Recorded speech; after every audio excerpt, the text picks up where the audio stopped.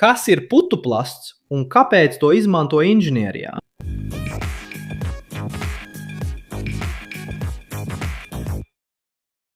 Runājot vairāk par inženieriju, vai esi kādreiz aizdomājies, cik bieži putuplasts ir sastopams tavā ikdienā? Vai tas būtu jauna sadzīves tehnikas iepakojumā, termokastē, ko ņem līdz uz pludmali, vai pat kā daļa no ēkas konstrukcijas, par ko tu pat neiedomājies? Šis baltais, vieglais un šķietam tik vienkāršais materiāls patiesībā ir kluss milzis mūsdienu inženierijā. Šodien mēs atklāsim noslēpumus, kas slēpjas aiz putuplasta.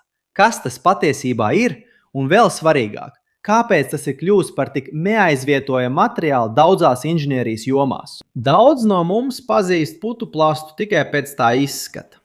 Šīs baltās, blīvās lodītes ir viegli salaužamas un pieķeras visam. Bet patiesība ir tāda, ka putuplasts ir daudz vairāk nekā tikai tā paplāta ar augstajiem produktiem no lielveikala. Tas ir materiāls ar neticamām īpašībām, kas ir plaša materiālu inženierijas darba rezultāts, un tieši tāpēc tas ir tik daudzpusīgs materiāls. Vispārējais uzskats ir, ka tas ir trausls un vienreiz lietojams materiāls.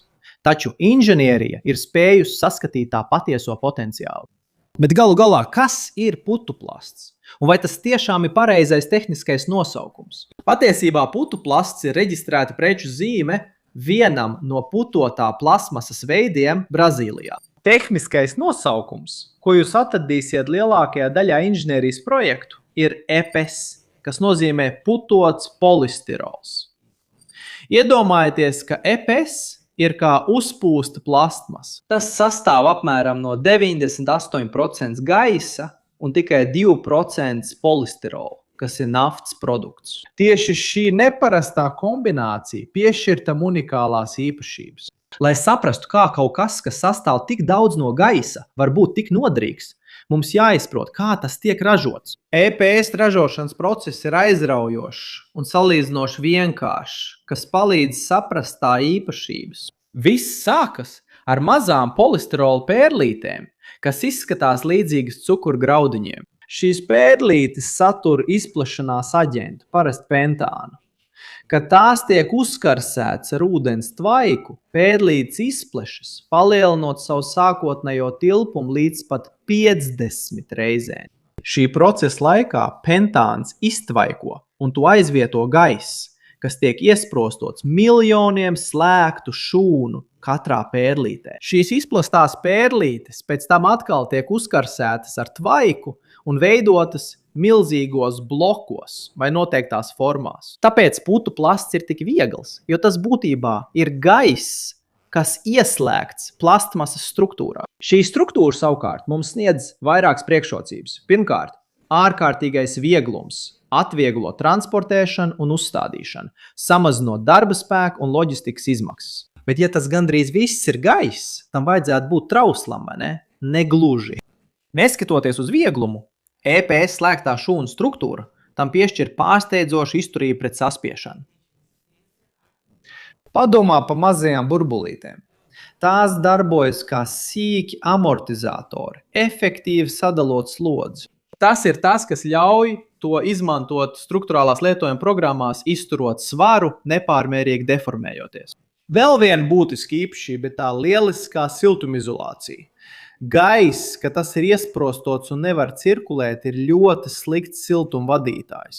Tādējādi EPS kļūst par efektīvu barjeru pret temperatūras pārnesi, saglabājot gan siltumu, gan augstumu. Vai arī ēku gadījumā novēršot ārējā karstuma iekļūšanu vai iekšējā siltuma izkļūšanu.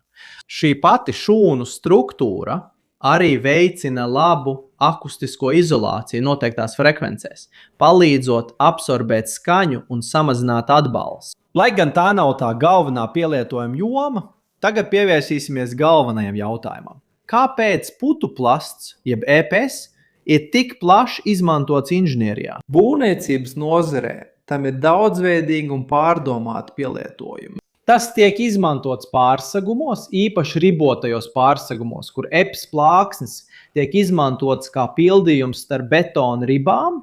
Tas ievērojami samazina pārsegumu pašsvaru, kas nozīmē mazāk betona, mazāk tērauda un attiecīgi vieglākus un ekonomiskākus pamatus ēkai. Turklāt tas veicina ēkas siltumizolāciju un skaņas izolāciju, uzlabojot telpu komfortu un samazinot enerģijas patēriņu. Arī jumtu klimatizācijā EPS tiek izmantots kā sendviču tipa jumtu segumos vai kā izolācijas slānis, aizsargājot konstrukciju no temperatūras svārstībām un paildzinot tās kalpošanas laiku. Un vai jūs zinājāt, ka tas pat var būt daļa no sienas? Ir pieejamas monolītās sienu sistēmas, kur EPS paneļi tiek pārklāti ar javu, veidojot vieglas konstrukcijas. EPS pielietojums inženierijā neaprobežojās tikai ar vertikālo būvniecību, ģeotehniku un infrastruktūras darbiem. Tam ir pārsteidzoša loma. EPS tiek izmantots kā viegls uzbērums situācijās, kad pamata grunts ir ļoti mīksta un nespētu izturēt parasta zemes uzbēruma svaru. Milzīgi EPS bloki tiek sakrauti, lai izveidotu uzbērumus ceļiem, dzelzceļiem un vieduktiem, samazinot slodzi uz grunti un novēršot pārmērīgu nosēšanos. Tas ir īpaši noderīgs mālainās un mitrās gruntīs, kur nespēja ir zema. Iedomājieties, ka tonu zemes vietā tiek izmantots materiāls, kas gandrīz pilnībā sastāv no gaisa. Šis pielietojums demonstrē EPS izturību un daudzpusību sarežģītos inženiertehniskos izaicinājumos, kur vieglums kļūst par kritisku stabilitātes faktoru. Ārpus būvniecības EPS joprojām ir būtisks. Tā triecienu absorbēšanas īpašības padara to par ideālu materiālu iepakojumiem, kas aizsargā elektroniku, stiklu un trauslus izstrādājumus. Iesprostotais geiss darbojas kā atsperu sistēma, izkliedējot trieciena enerģiju un aizsargājot saturu.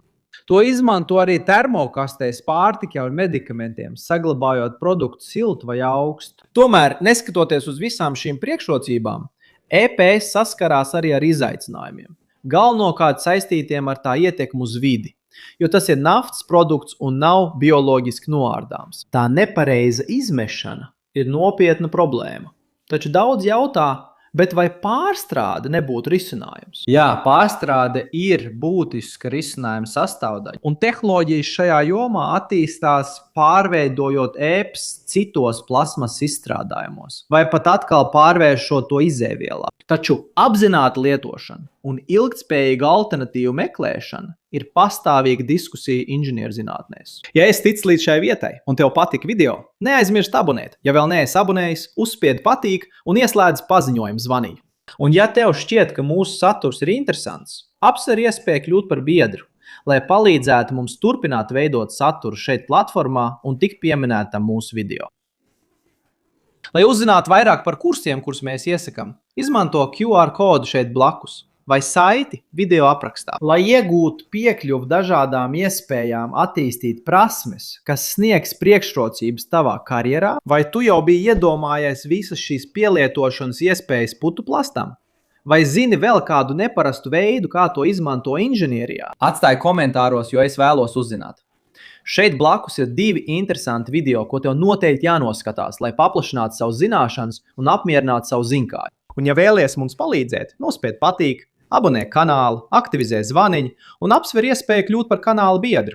Tas arī viss, inženierijas cienītāji. Liels sveiciens un tiekamies nākamajā video.